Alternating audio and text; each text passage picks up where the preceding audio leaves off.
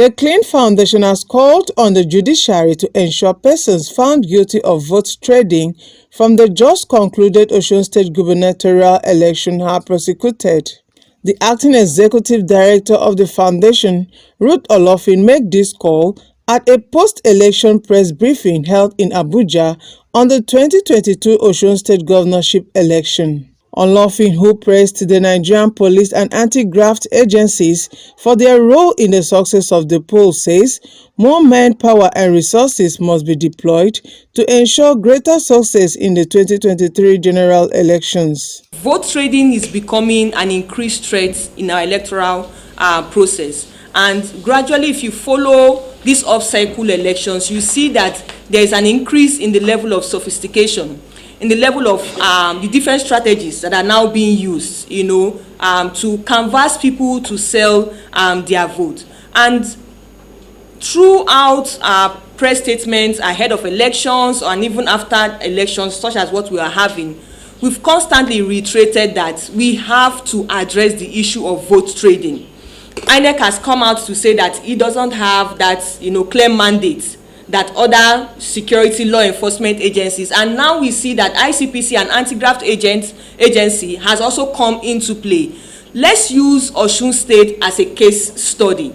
So for those persons that ICPC has apprehended, let's investigate, and where they are found culpable, then they should be prosecuted, and it should be seen that everybody is seeing in the media and public space that these persons are prosecuted.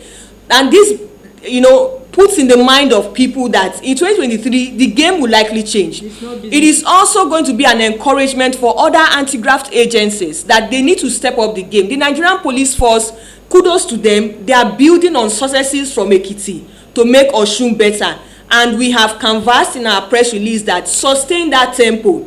We like the fact that they brought in drones. We like the fact that they brought in helicopters and all of that. So for 2023 general election, this is a general election. This is like a national election. More manpower, more technology needs to come into play so that you secure hotspots, you secure the country as the election is ongoing. And in doing that, it's also putting an eye on those persons that are going in corners and calling voters, using whatever strategies to sell their votes. Clearly, Nigeria has a situation on its hand when it comes to vote trading, and if we don't deal with it now, 2023 might actually be something else.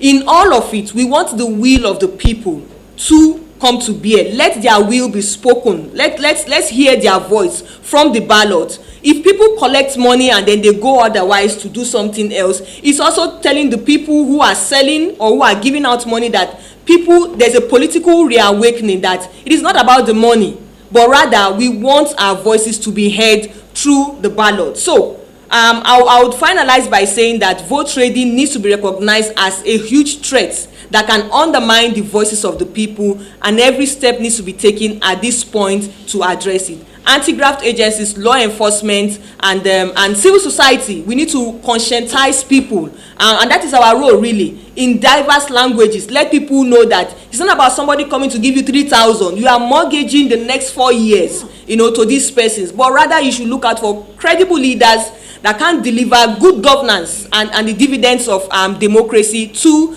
the people. It's our appeal that political parties and their supporters should shun from this vice.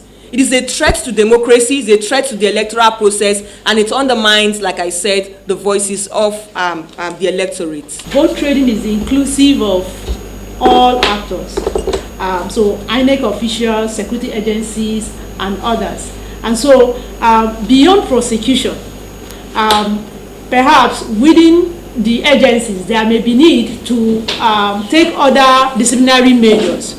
So it can be suspension, it can be query, it can be just very, very serious disciplinary measures that will send the right message. And for civil society groups, there are a lot of work to be done, and other stakeholders. So we need to go back to our drawing table and come up with strategies on how to really take this forward in terms of pushing and ensuring that we get it right, and in the context of the election proper broadly, and also vote trading, taking care of that in 2023. I think it's a synergy.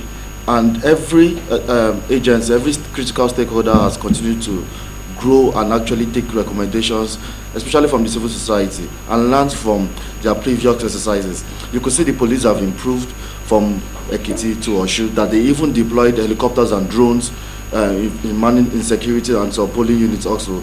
You could see civil societies have grown in their voter education. Political parties have also grown in actually telling their people what to vote and what to look out for. And most especially, the citizens have actually realized the power they have in coming out to vote. You could see the progression and the turnout in our vote in voters lately. It has gradually progressed, and that shows that the citizens are now becoming very aware of their rights and their need to actually come out and exercise their franchise. I also appreciate the effort of the security agencies, those that are involved in vote trading. I think some were arrested, but I also want to encourage them that they shouldn't end there.